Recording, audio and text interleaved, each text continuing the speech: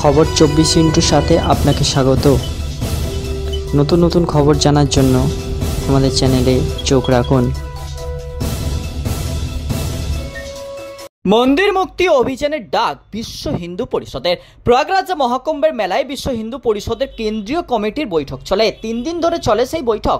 যেসব মন্দির সরকারের তত্ত্বাবধানে রয়েছে সেগুলি মুক্ত করার দাবি উঠল সেই বৈঠকেই। বিশ্ব হিন্দু পরিষদ সেই কর্মসূচির নাম দিয়েছে মন্দির মুক্তি অভিযান। গত 9 থেকে 11 ফেব্রুয়ারি এই 3 দিন ধরে চলে এই বৈঠক। দেশের বিভিন্ন রাজ্যে যেসব মন্দির সরকার অধীনস্থ রয়েছে সেগুলিকে এবার মন্দির কমিটির হাতে হস্তান্তর করতে হবে। তাৎপর্যপূর্ণভাবে বৈঠক যথেষ্ট গুরুত্ব পেয়েছে পশ্চিমবঙ্গে। বাংলার মন্দিরের পরিসংখ্যানগুলি বের করে আলাদা করে আলোচনা হয়েছে বলেও সূত্রের খবর। এই মন্দির মুক্তি অভিযান খুব দ্রুত শুরু হওয়ার কথা। বৈঠকে সেই সিদ্ধান্তই নেওয়া হয়েছে। এই মন্দিরগুলির চালানোর দায়িত্ব সরকারের হাত থেকে যাক মন্দির কমিটির হাতে, যারা স্বাধীন কমিটি হবে।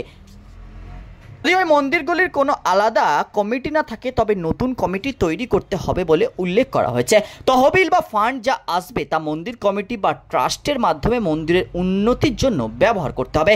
হিন্দুদেরকেই এই মন্দির কমিটির দায়িত্বে রাখতে হবে বলে উল্লেখ করা হয়েছে বৈঠকে।